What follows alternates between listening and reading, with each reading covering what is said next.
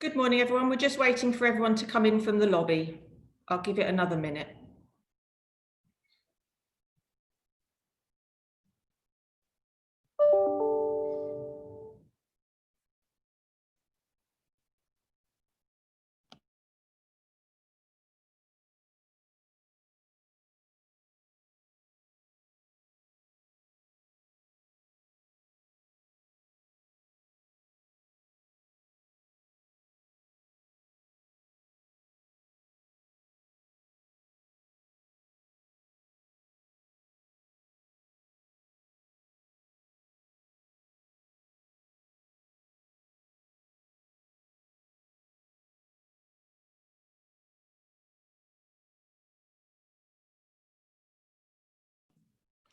Good morning, everybody. I'm delighted to welcome you to this virtual launch of the Lowestoft story this morning.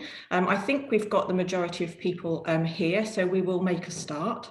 For those of you I haven't met before, I'm Emma Ratzer, Chief Executive of Access Community Trust.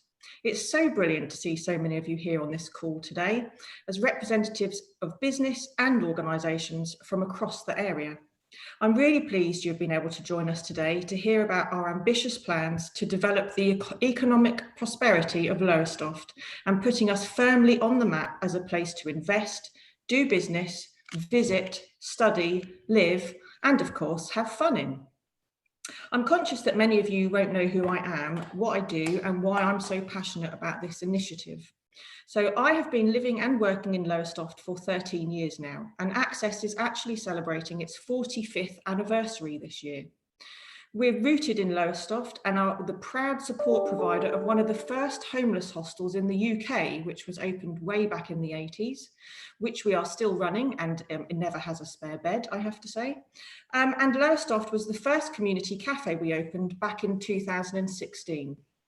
Our aim as an organisation is to promote social inclusion for everyone, and we have learnt that this only works if everyone in the community comes together. Just a few housekeeping rules. The joy of Zoom obviously means there won't be any fire drills, and hopefully you have access to a toilet. Today's event is being recorded and will be distributed after the event. We really encourage everyone to tweet throughout and after the event using the hashtag you can see at the bottom of the screen, #TheLeadingLight. So I'd like to start by saying that the last 9 months have been a real challenge for our communities and our place, and there is still and will be a level of uncertainty going forward. What we do know is that people and their place is more important than ever.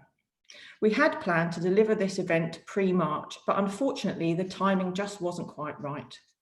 I know we are all getting used to the Zoom and Teams world that we operate in, but like me, looking forward to a time where we can be together again. So why are we here today? Well, because we have a shared interest and passion for Lowestoft, a desire for it to be a successful place for the benefit of everyone, and together want to make Lowestoft even better and even better known. And we have an incredibly strong story to tell. What we have to do is to get our voice heard above the noise of places regionally, nationally, and internationally. We need a simple story explaining what we're all about and why we're trying to achieve this as a place. We need to work together to demonstrate a shared sense of ambition. What we do know is that in order to respond to the shock coronavirus has given our economy, we need to hang on to the jobs we have and create new ones, especially for young people. And to have any chance of achieving that, we need a stronger, more compelling and competitive proposition for what our area has to offer, especially to businesses and investors.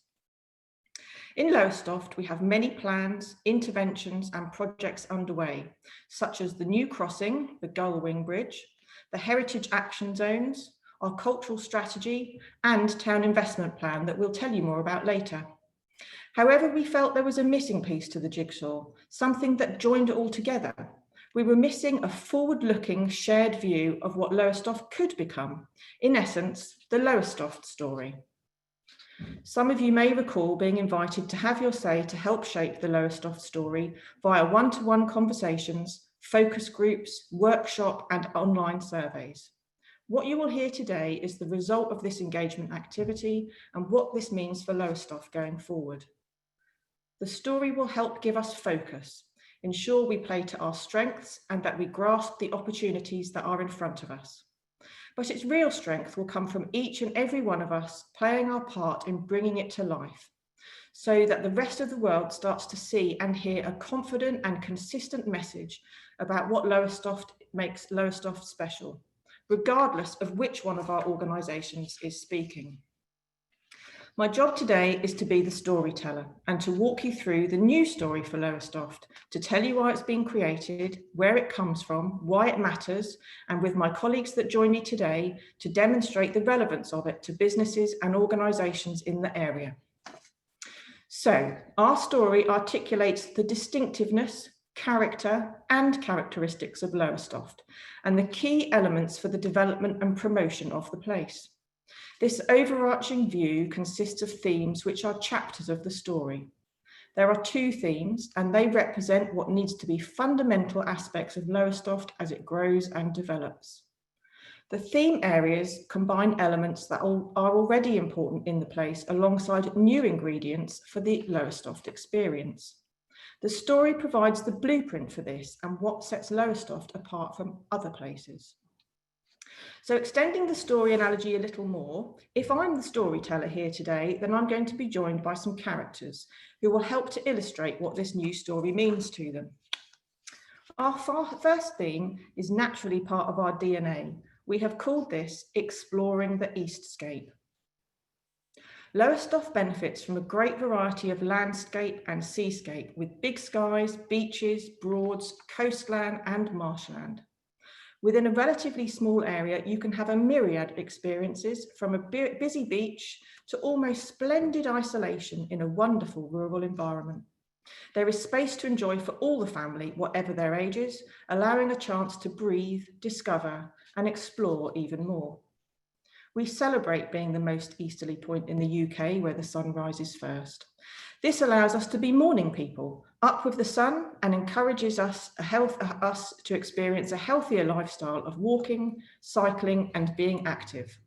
And we want to share our easterly experience with the new concept multi-arts event First Light Festival, which will take place on the South Beach during the summer solstice, including music, dance, science, well-being, and sports. Whilst Lowestoft might be best known for classic seaside fun and activity linked to the beach, it has the benefit of being right on the Norfolk and Suffolk Broads with the different experiences this provides. An abundance of outdoor opportunities for all ages. Boating, water sports, bird watching, and learning about nature and wildlife are all on offer in a unique environment, while there are actually more waterways than Venice and Amsterdam. A great place for an adventure with glistening water, big horizons, or under starry skies. Lowestoft is a place where you can connect with the land, sea, sky, and be at one with the elements. To talk about their perspective of this part of the story and why it's so important, I'm delighted to welcome Michael Strand, Community Fundraising Manager at Suffolk Wildlife Trust. Thank you very much indeed, Emma, for that fantastic introduction, I think, which encapsulates the rich diversity of places available to explore in and around Lowestoft. I'm Michael, as Emma said. I'm from Suffolk Wildlife Trust, and I grew up in the Waveney Valley, visiting Lowestoft primarily during the summer months of my childhood. But more recently, I've been involved with promoting the creation and restoration of Suffolk Wildlife Trust's Carlton Marshes, which is a brand new 1,000 acre destination nature reserve for the Eastscape. Lowestoft has immense potential because of 4 distinct, inextricably linked environments. Critically, all within a stone's throw of each other. You've got the seascape, the stunning sandy beaches, the swimming, the surfboarding, the socialising, and all the associated health and well-being benefits this brings. I mean, Lowestoft South Beach and its neighbouring Kessingland Beach have once again been recognised for the umpteenth time this year as part of the annual Seaside Awards. There's the urban scape. Now, natural environments on people's doorsteps have huge value, and that's been put sharply into focus this year during our lockdown periods with COVID-19, because they create, not only do they create important corridors for wildlife to move and to live, they provide people with immediate engagement with the natural world. There's 18,000 residential gardens in the Eastscape. And if you combine these as stepping stones with parks, educational green spaces, roadside verges, and the large water bodies of Alton Broad and Lake Lothing, and you've got this fantastic network of opportunities all ready to be linked up and celebrated. And then, of course, the Broads National Park. It's the UK's second most wildlife rich area. And with Suffolk Wildlife Trust Carlton Marshes at its heart, Lowestoft is sitting on a massive hidden wildlife gem. Now, don't take my word for it, because there was somebody called, what was his name? Oh yes, Sir David Attenborough. He headlined the restoration campaign there, and that's how significant it is. Now, birds are just one of the group of easily spottable animals that you'll see down on the Broads. How do they reach it? By using the sky. And that's the fourth environment that I'd like to focus on this morning, because although we don't have any direct influence over the sky, it's worth celebrating all the same. Because look up and you might spot a white-tailed eagle soaring effortlessly over the town with its 2.4 meter wingspan. Now, we're attracted to place, we're attracted to people, but we're also attracted to atmospheres. That's what creates memories for us. And there's no atmosphere quite like the light of dawn on the seafront or the dusk light in the Waveney Valley.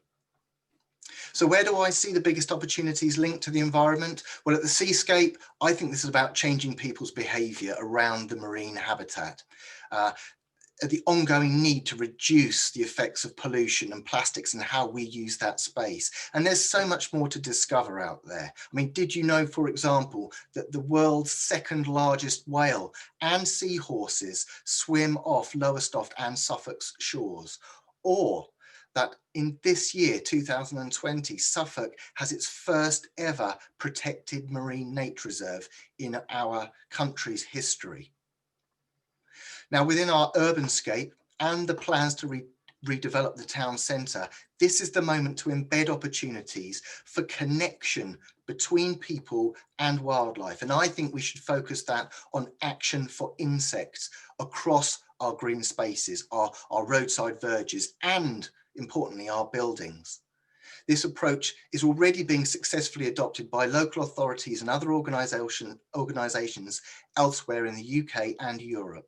They're immediate, inexpensive ways for local residents to connect daily with nature and transform people's lives. Carlton Marshes Nature Reserve is a 365-day-a-year standout wildlife destination. Wildlife interest there is as good in the autumn and winter as it is in the spring and the summer months. It's a gateway to the Broads National Park, but it's also a destination for those Broadland holidaymakers and other tourists. You can reach it by all kinds of sustainable means, whether that's by foot, by bike, by bus, by boat, by electric car, and by train. So whether you live in Corton, in Carlton Colville, Carrow Road, Cromer, Colchester, or Camden Town, there's an opportunity for you to visit that particular place, our particular wonderful Eastscape. Now, these landscapes need better joining up, I believe. So real opportunities to create more sustainable transport links between the seascape, the urbanscape, and the Broads is critical. If we want local residents to shout about the Eastscape, we need to make it easy for everyone to move and gain access to these places. I believe that Eastscape is a bright light on an angle poised frame. Collectively, we have the choice to lift up its head and broadcast that bright light 360 degrees. Thank you very much for listening.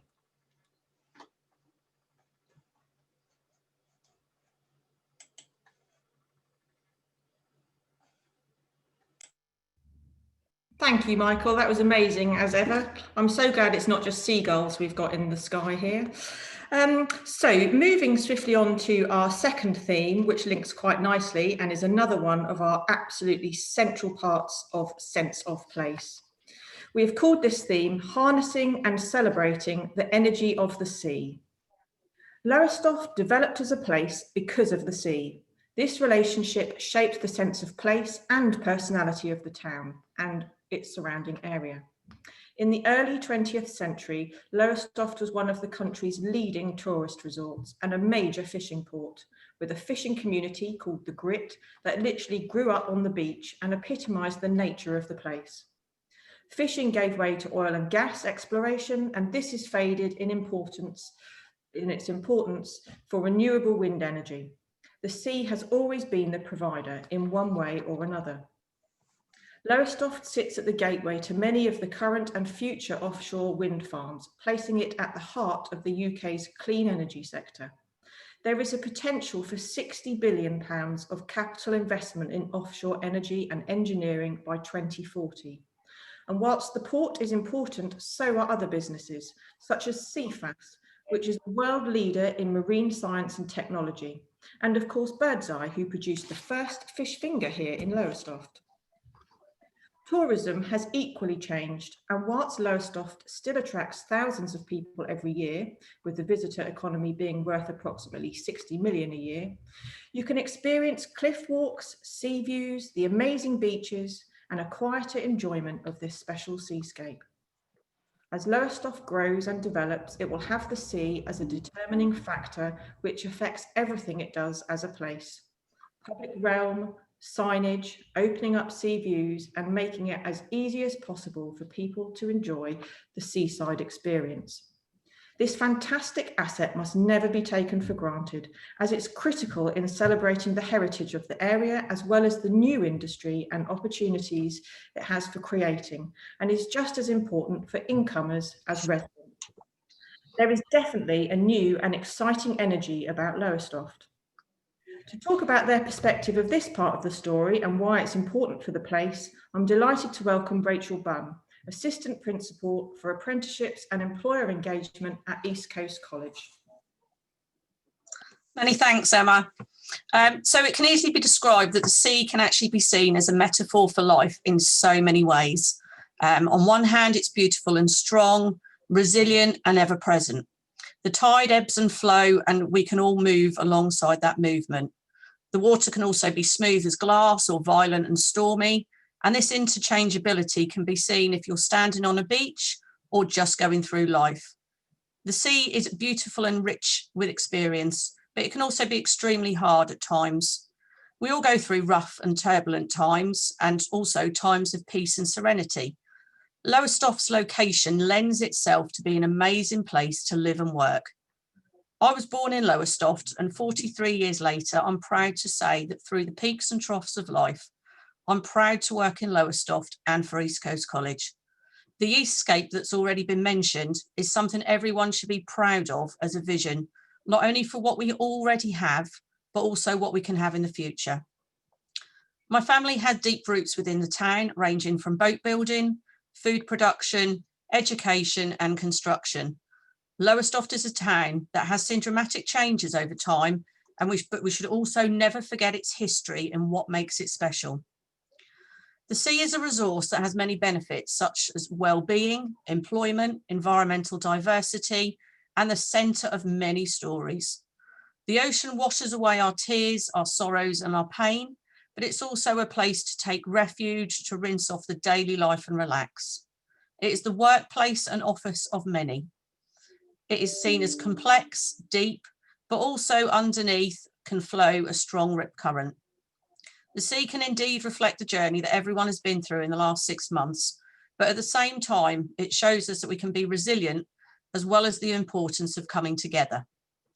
In the world of education and the analogy of a rough and choppy sea, we can see educational policy, funding, and the importance to treat every little fish in the sea as individuals with support, nurturing, and support to develop. Employers in key sectors are also part of this ocean in which together we become one large sustainable ecosystem. At East Coast College, we are passionate about the development of skills and opportunities, not only for young people, but the community as a whole. The college has provided upskilling and retraining for adults in the community, growth in apprenticeships, but also support with inclusive growth and providing the opportunity for the town to meet local and regional opportunities. At the moment, we support over 1,800 young people, 800 apprentices, and over 5,000 adults every year in training from entry level through to degree. Through my 20 years at the college, I've seen individual students arrive with various life experiences and perceptions of what they could actually be.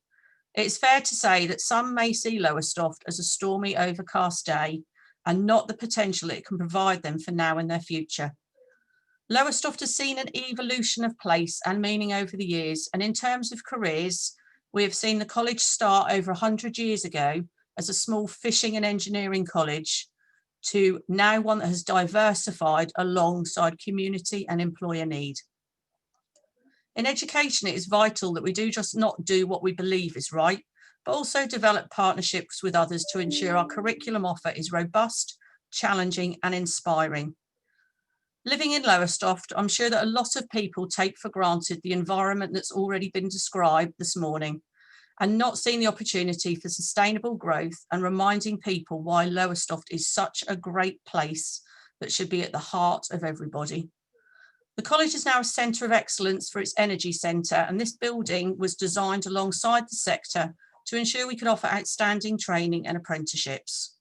A great example is our environmental survival tank, where students can access real life scenarios to develop teamwork and communication skills whilst being plunged into a choppy sea with lightning and rain, something you would not expect on a normal college day. Another example is our maritime simulators that allow prospective and current students to engage at a variety of levels, either through HNC and degree training or STEM activities with the schools, where they can navigate a workboat through the new third crossing out to sea. Education has evolved, and the notion of textbooks and presentations can no longer support students to become aspirational and develop skills. We pride ourselves in developing new courses linked to employer input, including environmental foundation degrees, a new boat building apprenticeship, and working to support people to retrain. Through our fluid approach to education and training, Stewart's are supported to understand and train for current and future opportunities. Due to our location, else could you get someone to develop their training skills, employment, alongside the landscape that we all have access to? Over the next few years, we will see growth, diversity, and uniqueness put Lowestoft at the heart of our core sectors, such as energy, science, tourism, and leisure, as well as refreshing some aspects of our history, including fishing and getting the place back of the fun-packed holiday by the sea. What is really important to remember is the sea changes, and through the rough and the smooth, it can touch the hearts and minds of everybody. Lowestoft can have the same impact, I'm sure, and can be the leading light. Thank you, Emma. Thanks, Rachel. That was amazing.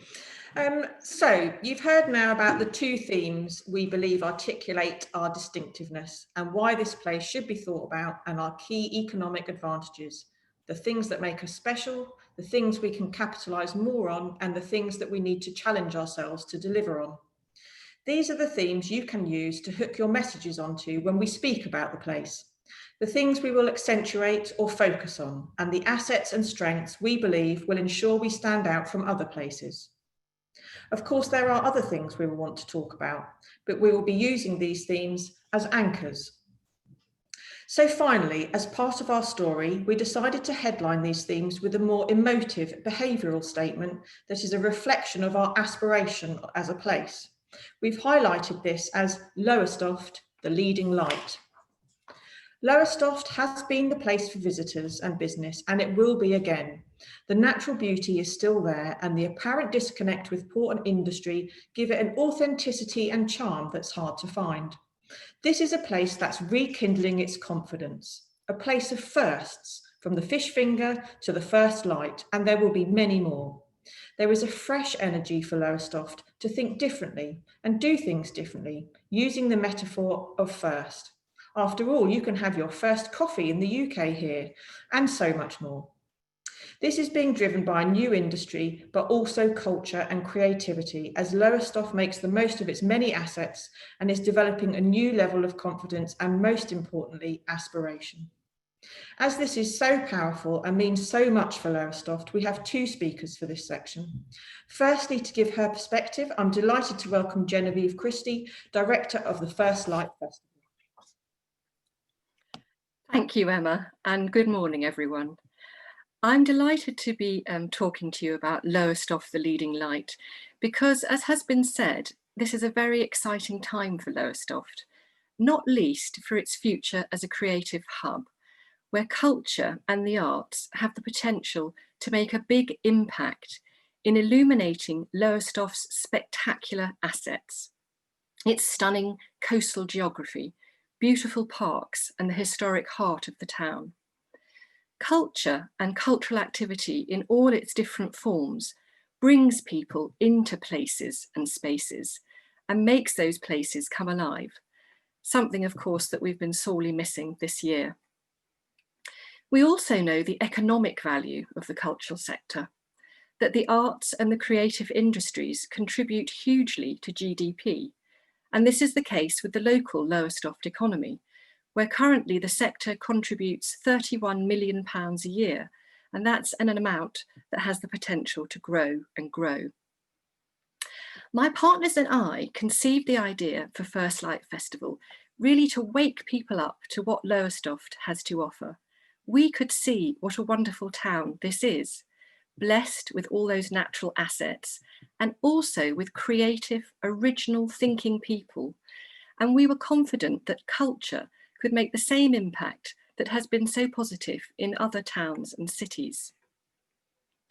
We took our inspiration from the town's unique position as the most easterly place in the UK and created a unique festival model to celebrate that, with a non-stop 24-hour format that has celebrating the most easterly midsummer solstice at its heart.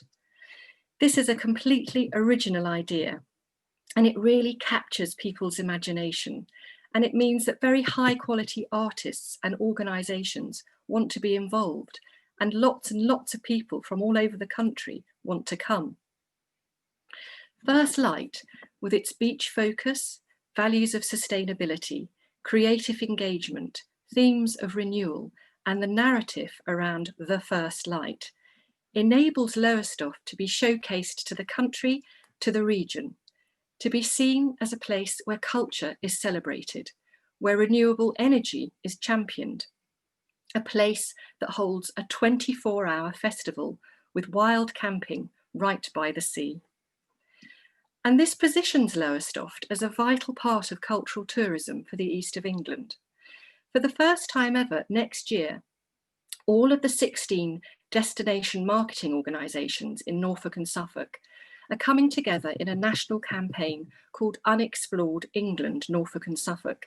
And they've told us that with its incredible beach and the success of First Light in 2019, Lowestoft will be a key area of the Suffolk coast that they will shine a light on.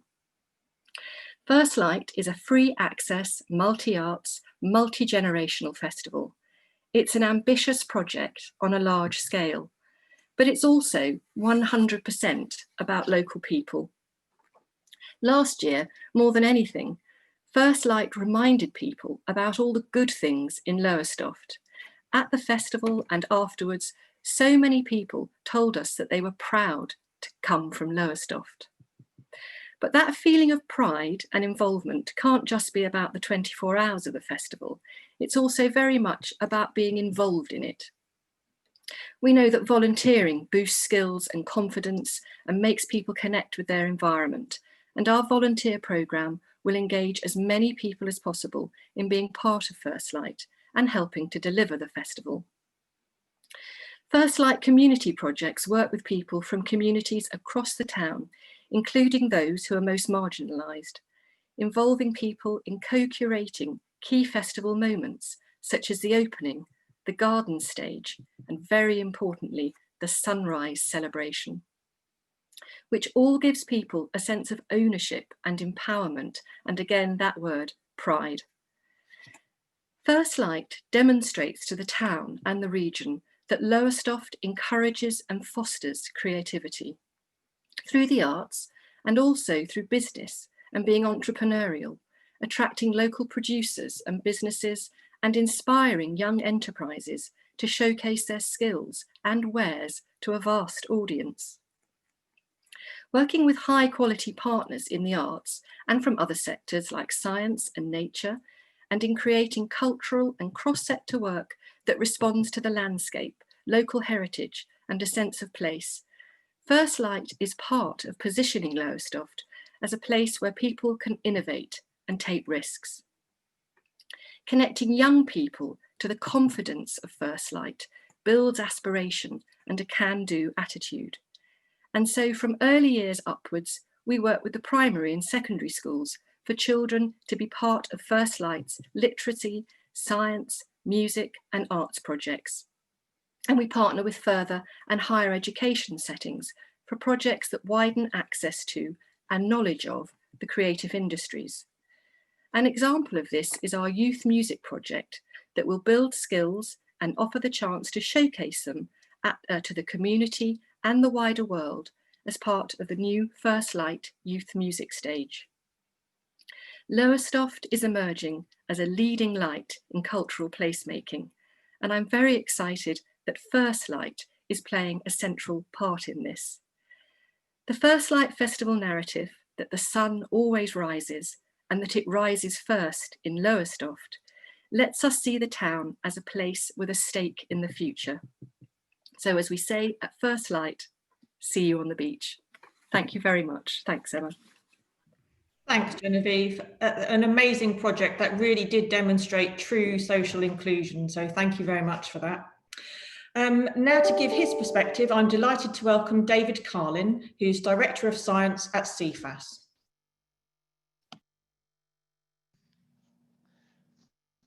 Thank you, Emma, and thank you for the opportunity to speak today. I'm David Carlin, and although I wasn't born in Lowestoft, I'm very proud to have a 20-year connection with the town. CFAS was born in Lowestoft in 1902. We were born here because of the sea, because of the fishing industry, and we've led the world for over 100 years in a whole range of marine science activities. We are the UK government's marine science agency, and we have a global reach. We work on topics such as water quality in Vanuatu in the South Pacific. We work on issues to do with fisheries, Patagonian toothfish in the South Atlantic. We work on shell fisheries in the Caribbean. And all of this work, all of this global reach is driven by colleagues from scientists based here in Lowestoft. So this is very much about Lowestoft to the world, Lowestoft having that kind of global projection and global impact as well. And that's really driven by the innovation, that sort of outward look that others have described this morning, that really comes from our root here in Lowestoft. We're really proud to be connected with the town on a whole range of different areas. Our partnership with the First Light Festival, providing much of the sort of science input to the festival and using that as a platform really to try and engage and inspire the next generation of marine scientists, hopefully from Lowestoft. We're really proud to engage with the renewable energy industry. looking at how renewable developments can be created in a sustainable way. We're really proud of our historic connections with the fishing industry, the reason we exist, really to understand the impacts of fishing on the marine environment and how that can be managed in a sustainable way. And we're really proud of our connections with East Coast College and the wider educational sectors within Lowestoft and the region. Our relationship with University of East Anglia, our relationship with the University of Suffolk, and how we can bring all those together through apprenticeships, through PhD sponsorship programs, through industry placement programs, which CFAS actively engage in.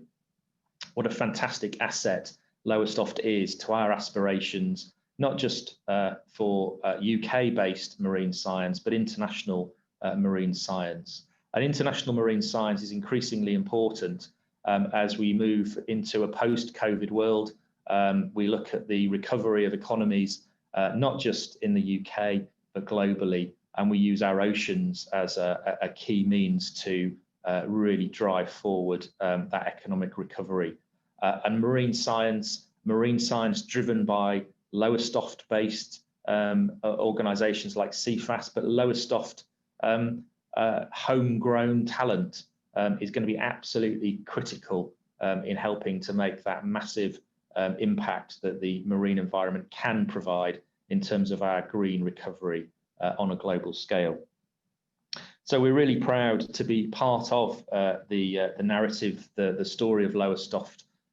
You know, we do recognise Lowestoft as an absolute leading light, not just in terms of creative industries and the more traditional industries, but in terms of science as well.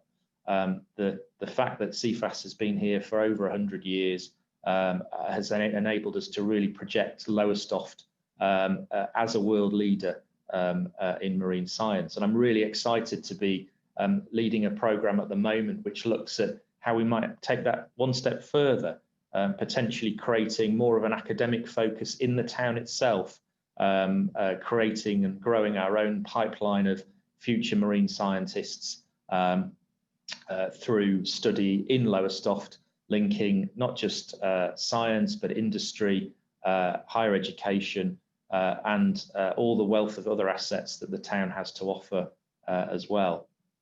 So it feels like Lowestoft is really growing. Lowestoft has a real buzz about it, and there's a huge amount of potential that we can really try to start to harness based on what a fantastic set of assets that we have here in the town.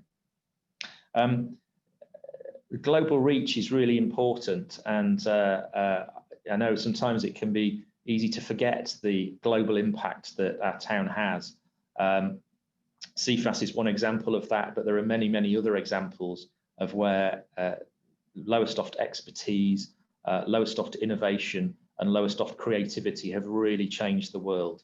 And we should be really, really proud of that and recognise that still happens and that there's much more opportunity for even more of that to come in the future. The critical part here is connectivity and bringing all of those fantastic assets and skills that we have here in our town together to really make that global impact and make that difference. So thank you very much indeed. Thanks, David. It's really exciting to hear about some amazing pipeline of opportunities for our young people. So thank you very much for that. So now you've heard the themes that are our focal points, why they're relevant to different organisations, and a view of our ambition and aspiration, which is at the heart of this new sense of direction. I hope you're as enthused as I am, but I guess there might be a few of you still left around the table wondering about, can we really make this work?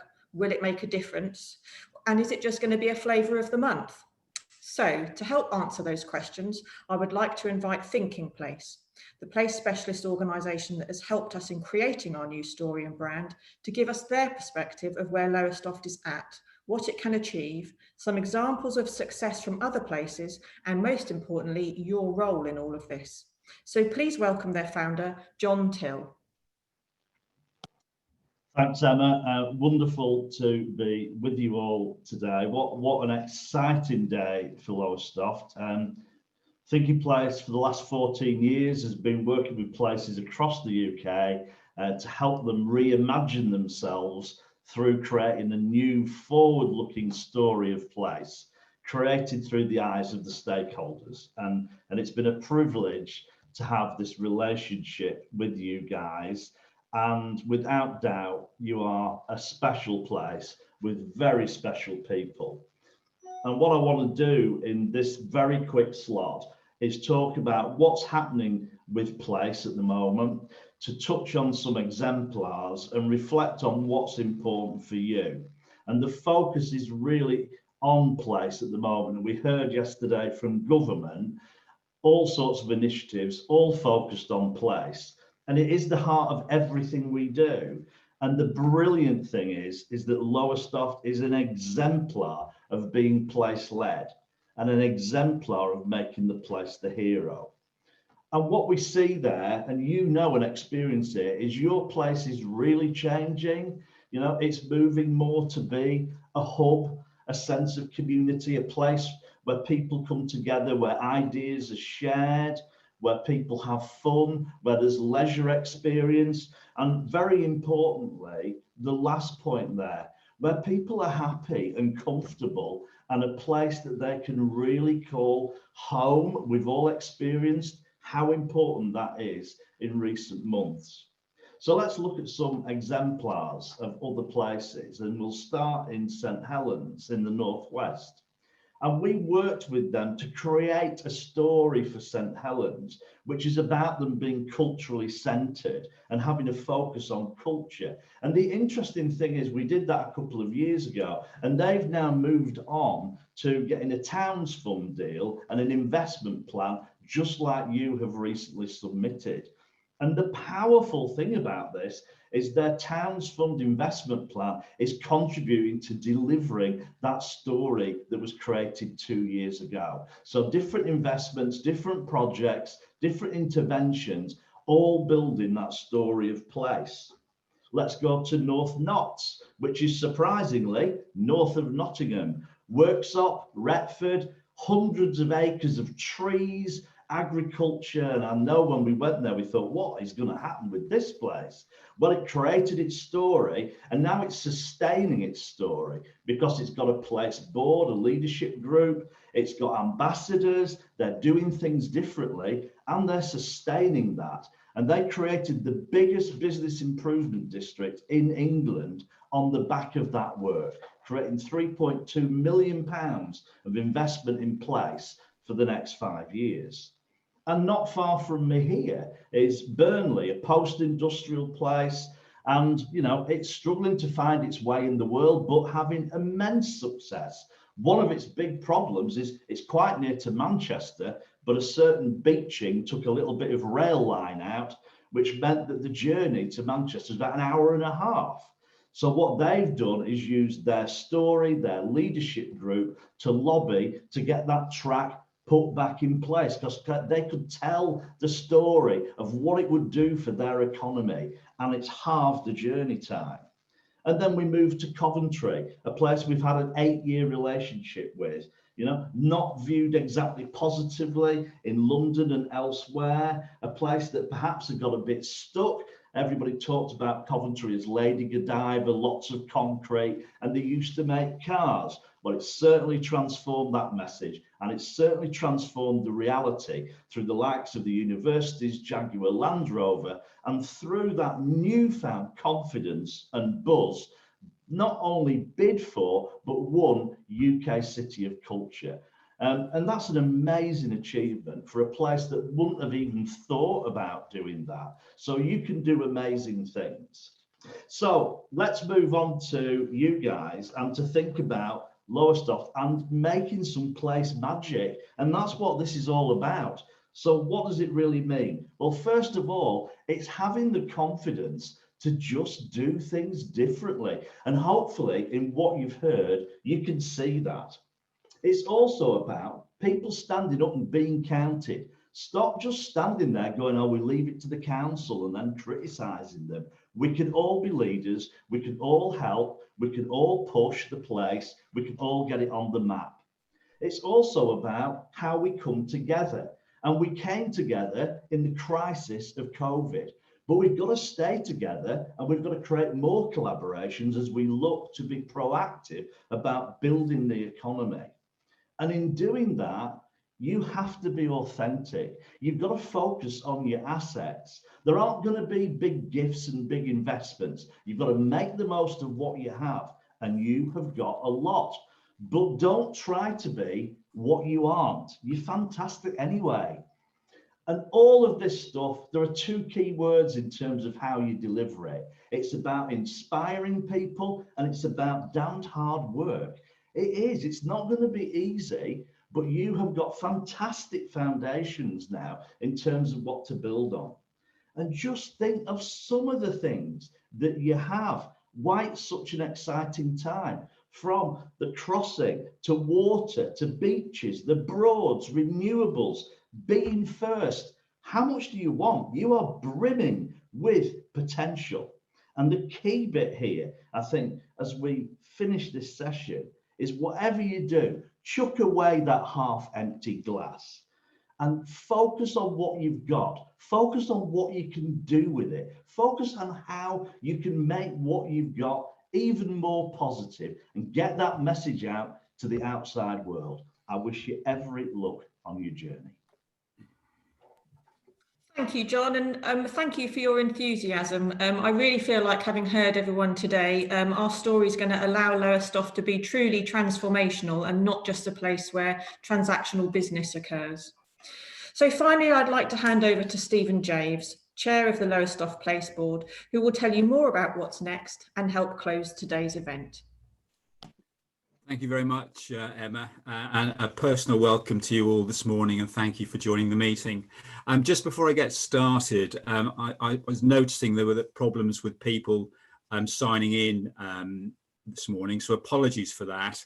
And what we will be doing is, or are doing, is we're recording the meeting, and we'll make sure that a link goes out to everybody that was having problems getting in, and indeed those of you that have joined us and those of you that couldn't be with us today. So we will make sure that it's all recorded and sent out for you to listen to again. So I'd just also like to extend a personal thank you to Emma, Michael, Rachel, Genevieve, David and John for setting the scene and telling such powerful stories. And these are stories that all of us in the public, private and voluntary sectors all need to get behind. So I thought I'd just tell you a little bit about me and how I became chair and how it happened. It was pretty mundane, really. I was wandering around a French supermarket several months ago and had a phone call from Stephen Baker, the chief executive of the council, saying, "Do you fancy a job?"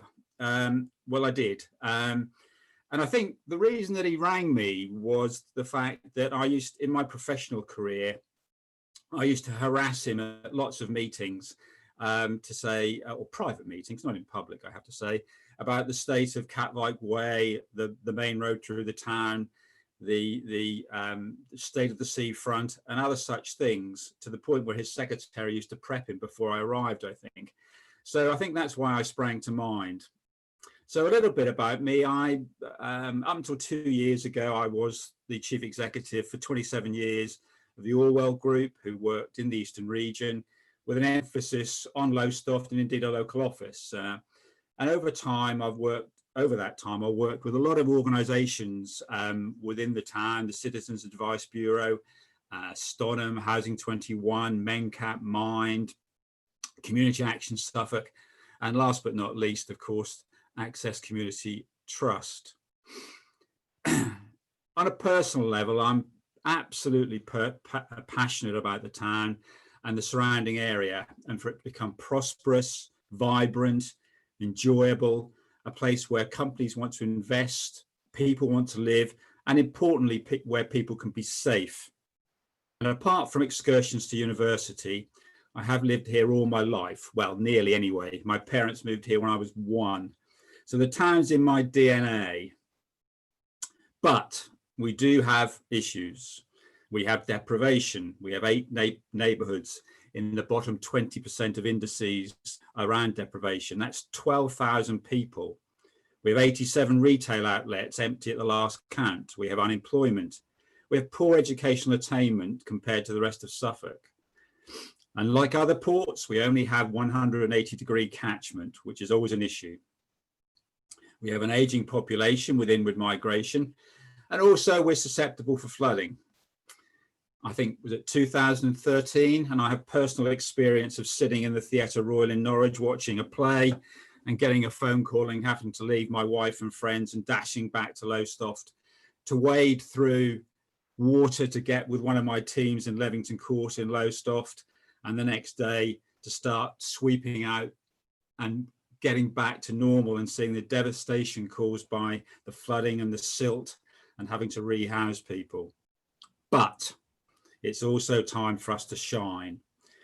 We're embarking upon really exciting times for the town and the surrounding area. So moving on to the Places Board itself, this has been meeting monthly, now quarterly, in order to drive and endorse the Towns Fund and indeed the Town Centre Master Plan. And against that background, it's now time for everyone to play a role. It's time for us to talk about the potential, the positive aspects of the town. And it isn't someone else's problem, something I think that others have emphasised. Each and every one of us needs to play a role and encourage others to do so.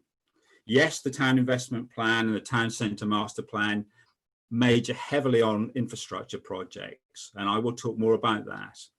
But we all need to have pride in the town, our place of work, our homes, and develop a real sense of place that says, look where I live. First impressions count, and it's important that we all look around our work and home environments and make them better. It's the little things that also help. So what do our plans say? Well, they're too big for me to go through in detail, but I will have cover some headlines for you later. And I encourage you to read them if you haven't. The plans change our thinking about how the town centre and Kirkley present themselves. A smaller retail centre, specialist shops, more residential to breathe life into the areas, particularly at night, more culture, and even better food and beverage offer, improved communication links, walking, cycling, bus, train, car. We already have seen Ness Park developed, which develops the old fishing village, the grip that Emma referred to, the most easterly point. The pavilion is soon to be refurbished. We have the third crossing, the Gull Wing, which will hopefully be finished by 2023. And of course, the need for flood defences, that I've already alluded to. And again, work will be taking place there. We have some great assets. We have Scottish Power investment. We have our seafront vision, our beach, our links to the marshes, the countryside, enterprise zones, significant investment in CFAS and a potential marine campus, the power park, and the excellent East Coast College. Sizewell Sea on our doorstep, and the potential of Lake Lothing for residential and commercial development, and also the potential of regrowing our fishing industry. All these things need to be brought together with drive, ambition, strong leadership, and us working together as a team that will talk to each other, encourage each other, and want each other to succeed. So I just want to give you an overview of the Town Investment Plan. The investment plan itself was endorsed by the Places Board and submitted to government in October with an aspiration to attract 24.9 million of funding for infrastructure projects. These cover the town centre, and a little bit more of that in a moment. Improvements to the Port Gateway, a better infrastructure and better links to the power park, and a seafront vision, and will span the next 5 years. And as I've said already, supported by lots and lots of other huge initiatives in the town. The plan will be assessed by government over the next 2 months, and having been submitted in October, we're expecting a response in January. There's an assumption which we must have that we will be successful, and there will then be a 12-month working period to develop the business plans behind all of the projects. That said, Karen Staples and her team would continue their excellent work and maintain the momentum of working on key investment areas So they're all, assuming all goes well, we will hit the ground running. The plan itself ensures that we have a clear vision and is consistently delivered. It is a vision that will focus our ambition over the next 10 years and align our work, importantly, not just locally, but regionally and nationally against key areas of climate, social well-being, health and well-being, and economical and technological backgrounds. The tip will also link us to the Town Centre Master Plan, which outlines in more detail with a clear vision of how the town centre, as John has talked about, will be reimagined. And we recognise how technology and lifestyle have changed how we shop and spend our leisure time.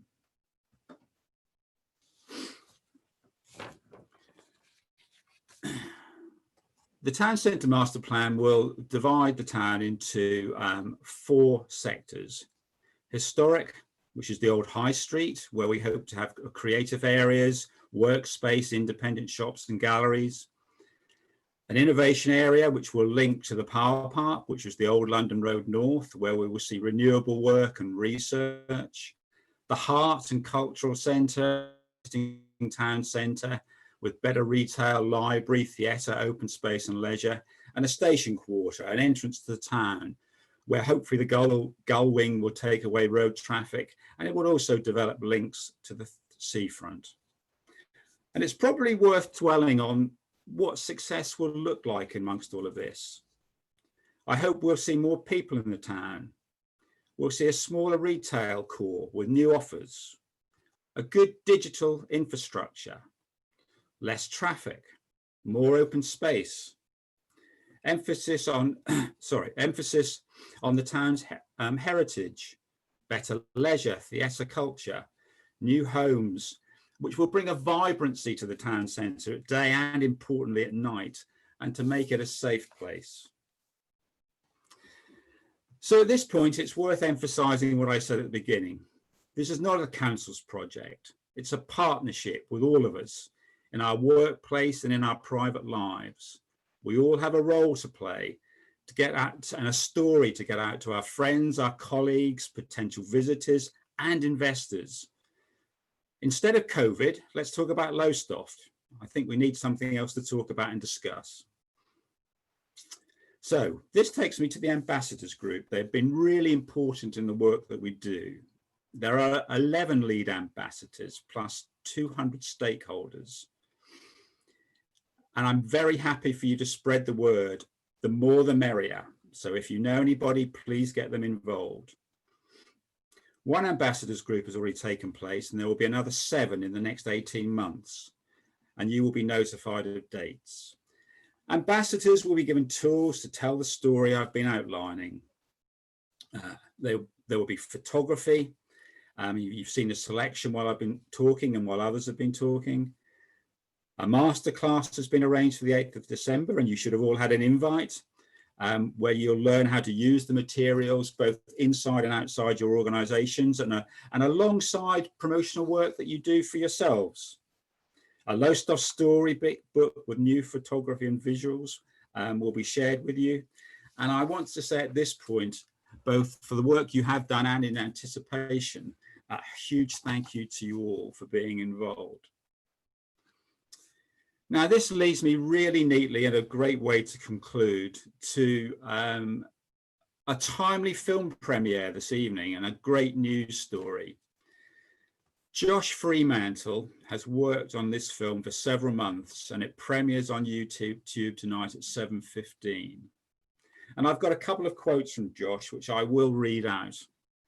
And here we go. I started out in March 2019 with the idea to want to create a documentary that focused not only on the past of the town, but celebrating the present and near future too. I wanted to tell this well-deserved story for Lowestoft so I could try to change perceptions of people that people have of our town by getting rid of those old stigmas and informing those that live within the community and are interested in the town about its rich heritage and important moments in history, so that they could be informed about where they live and make them proud and lucky to live in the town. He then goes on to say, I hope this helps boost the town profile and encourage not only investment into the seaside town, but also open up to new investors and truly create a bright future for Lowestoft and truly embrace what we have across the horizon on the Sunrise Coast. Well, for me, Josh, that's words from the heart and words that truly chime with me, and I hope all of you. We need to live this, work at it. It's a time for action and lots is happening. We need to talk about it, live it, and you need to do the same. And if you need more information, then the email address for you to contact the team is on the screen. In the interim or in the future, the Place Board will continue to coordinate resources and stakeholders, advise the local authority, oversee the delivery of the town investment plan, and coordinate a sense of place and the ambassador programme. So once again, for me, it's time to say a huge thank you for all of you that have been involved so far, to our speakers, to all of you for taking the trouble to be on the call, and all that remains for me to do is close the story for now, but it will go on and it will keep changing, and I hope it will be a very vibrant and passionate story. Thank you for listening.